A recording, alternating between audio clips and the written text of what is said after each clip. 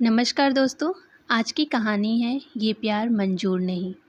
कहानी पसंद आए तो वीडियो को लाइक शेयर और चैनल को सब्सक्राइब जरूर कीजिएगा। तो चलिए कहानी स्टार्ट करती हूँ। पापा की प्रेम कहानी से परेशान सुसी को उनका सीमा से रिश्ता बर्दाश्त नहीं। वह बिल्कुल अकेली हो गई थी। घर के अंदर पांव रखते ही सुसी को अजीब सी अचकचाहट हुई। पूरा घर सुनसान पड़ा था। पापा को आज भी देर हो गई थी। अमूमन 3 बजे तक घर आ जाते थे और फिर वो कॉफ़ी बनाकर उनकी स्टडी में ले जाती थी। माँ के बाद सुसी ने सारे काम बटोर लिए और घर को यूं रखा मानो माँ वही थी। कॉफ़ी का कप उठाकर वो स्टडी की देहरी पर रख गई, फिर झिझक गई। पिछले 1 महीने से वो वहाँ बहुत कम जाया करती थी। जब पापा घर पे न हो तब तो बिल्कुल भी नहीं। अपना ये संकल्प उसे खलता ज़रूर था, पर पापा को उसके व्यवहार में कोई अंतर नहीं नज़र आता था। वो लौटते ही अपनी स्टडी में घुस जाते और सुसी उनकी कॉफ़ी वहाँ रखकर अपने कमरे में लौट आती। पहले की तरह पापा उससे रुकने की जिद भी नहीं करते थे। अकेले कमरे में बैठी बैठी वो घंटों इधर उधर की बातें सोचती रहती, लेकिन साफ सुथरा निष्कर्ष नहीं निकाल पाती थी। इस चक्रवात से छुटकारा मिलता संभव के आने से। हर शाम जब से सुसी ने होश संभाला, वो यही देखती आई है कि जब भी कोई बात पापा को गहरे तक मथने लगती है तो वो इसी तरह खामोश होकर न जाने किस खुफा में गुम हो जाते हैं। ऐसे में उनकी खामोशी चाहे तकलीफ दे या विस्मय करे, साथ में रहने वाले को उसे सहन करना ही पड़ता।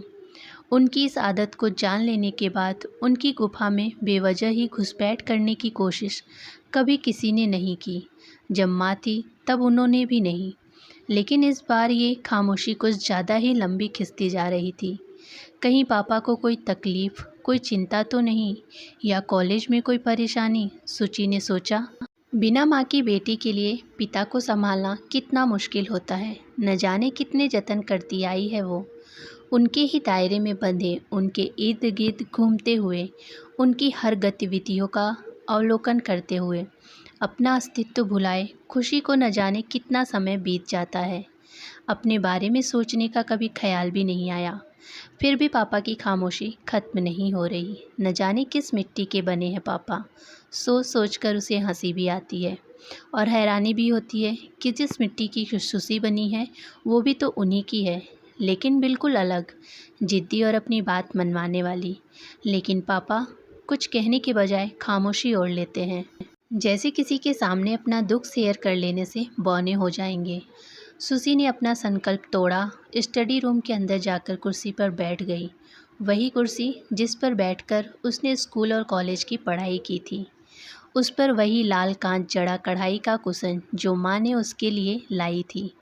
हर चीज़ कमरे में वैसी ही थी जैसी माँ छोड़ गई थी। कांच की ऊंची अलमारियों में किताबें उसी क्रम में जैसे पापा की ज़रूरत। दीवार से सटा दीवान जिस पर पापा बैठकर घंटों पढ़ाई करते थे, कुछ इसलिए कि वो प्रोफेसर थे, ज़्यादा इसलिए भी कि उन्हें पढ़ने का शौक़ था। इसीलिए वो स्टडी को हमेशा संवार के रखती थी। जब पापा घर पे होते तो घर का सारा काम निपटाकर माँ अपनी सिलाई कढ़ाई लेकर वहीं आ जाती। संभव भी वहीं आ जाया करता था। उसके आने से घर में जैसे क्रांति सी आ जाती थी। पापा के साथ वो हर नई किताब पर ज़ोर ज़ोर से चर्चा करता। हॉस्टल में रहता था, इसीलिए अक्सर रात का खाना उन्हीं के साथ खाकर ही घर जाता। माँ के साथ संभव की बनती भी खूब थी। उसके लिए स्वेटर भी बुना था उन्होंने। माँ को जब अटैक आया तो पापा इतना घबरा गए कि उसी काले स्वेटर में संभव ही गाड़ी चलाकर उन्हें हॉस्पिटल ले गया। संभव के सामने वह रो पड़ती थी, लेकिन पापा के सामने कभी नहीं। उनका दुबला पतला झिझकता चेहरा, उम्र से पहले सफ़ेद हो चुके बाल, चश्मे के पीछे थकी आंखें, जैसे सब मोह छूट गया हो। यह सब देख सुसी को लगता था कि पापा को संभालने की जिम्मेदारी माँ उसे सौंप गई। लेकिन कुछ दिनों से उसे महसूस हो रहा था कहीं कोई कमी रह गई थी उसकी हर कोशिश के बावजूद, क्योंकि अब वो क्रम ढीला पड़ रहा था। पापा अधिकतर दिन में घर नहीं लौटते थे, शाम को देर से घर आते। वो खाना रोज़ फ्रिज में रख देती। एक दिन उन्होंने धीमे से कहा, खाना मत रखा कर, आजकल काम ज़्यादा है, देर हो जाती है।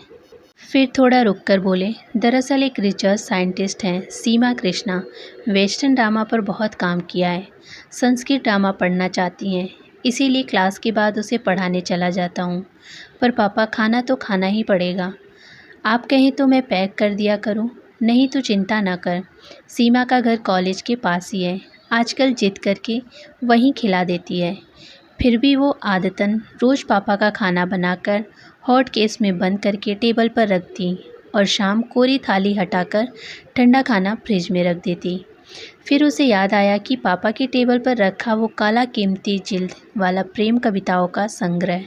पहले कभी किसी ने पापा को कुछ ऐसा न दिया था, बस माँ दिया करती थी। कभी माँ के जन्मदिन पर या शादी की सालगिरह पर। नीचे लिखने वाले का नाम लिखा था सीमा। आज उसी सीमा को पापा घर ला रहे हैं। सीमा के बारे में बताते हुए पापा बोले, बहुत दिनों से सीमा तुझसे मिलना चाह रही थी। मैंने सोचा शाम को चाय पर उसे घर आने के लिए कह दूँ। ठीक किया ना। घंटी बजी। पूरा आत्मविश्वास बटोरकर सुसी ने दरवाज़ा खोला। पापा का अपने प्रति औपचारिक परिचय उसे कुछ अटपटा लगा, जैसे वो अजनबी हो। तुम्हारे बारे में अरविंद से बहुत सुना है, बहुत मन था तुमसे मिलने का। सीमा के मुंह से पापा के लिए अरविंद शब्द का संबोधन उसे अजीब लगा। सीमा का चेहरा दुबला लंबा पतला सा दिखा। एक पीली सी छाई चेहरे के चारों तरफ फैली हुई थी। उसके नीचे की थकी त्वचा जैसे हर तरह से समझौता करने को तैयार थी। बॉय कट बाल, वेहिटिस कॉम्प्लेक्शन। एक अजीब सा संतोष हुआ।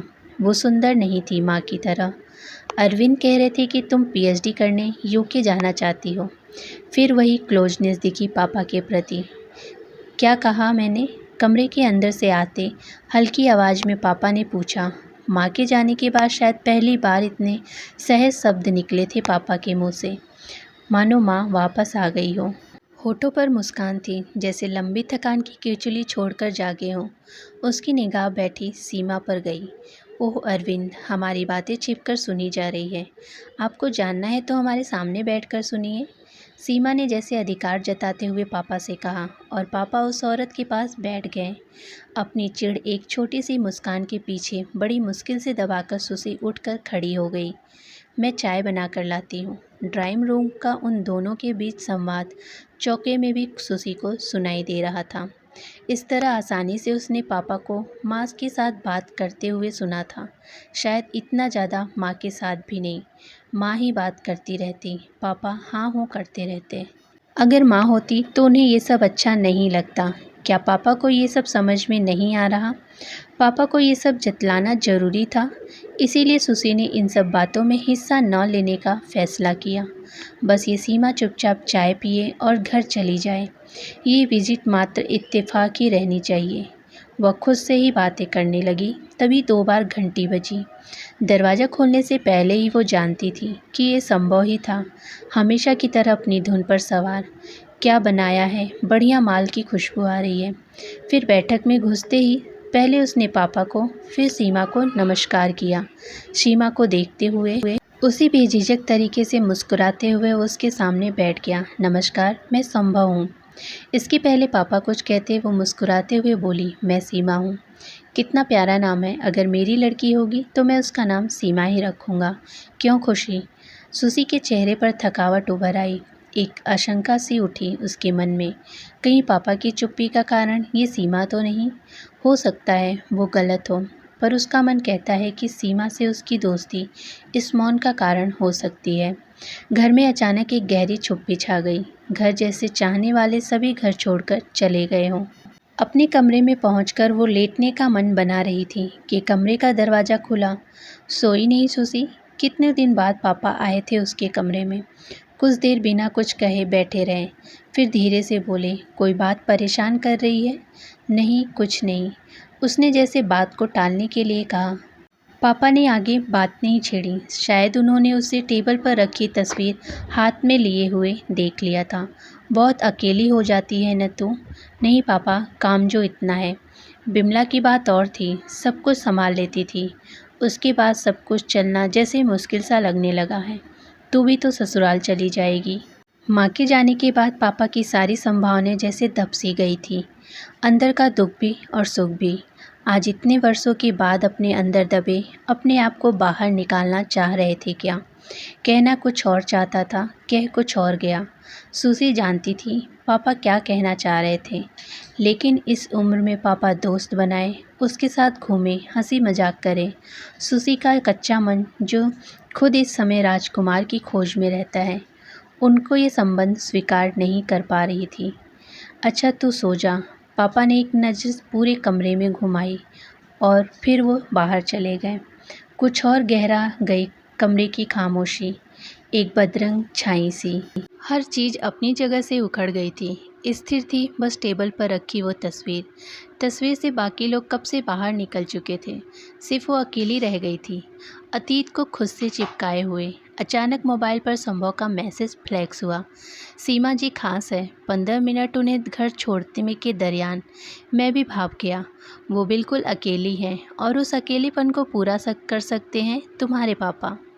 दोनों की एक दूसरे से बात करने पर ही उनके चेहरे पर अकेलापन छट जाता है। इसमें कोई संदेह नहीं कि सीमा जी में अपनी ओर आकर्षित करने का स्वभावगत गुण है। आंखों में एक विशेष तरह की गहराई है, पति की मौत से उत्पन्न हुआ एकाकीपन। उधर माँ के अचानक स्वर्गवास ने पापा को भी तोड़कर रख दिया है। उसने जैसे बेमन से जवाब दिया, सुसी बी मैच्योर, इस सच को स्वीकार कर लो कि आज से बल्कि अभी से सीमा जी तुम्हारी माँ है। सुसी में सामना करने की शक्ति नहीं थी, वे अपने कमरे में चली गई, लेकिन इस बार दरवाज़ा बंद नहीं हुआ। पापा की स्टडी में भी अब रोशनी जगमगा रही थी। तो फ्रेंड्स, कैसी लगी कहानी पसंद आए तो वीडियो को लाइक शेयर और चैनल को सब्सक्राइब जरूर कीजिएगा। तो चलिए मिलते हैं एक नए वीडियो में नई स्टोरी के साथ। धन्यवाद।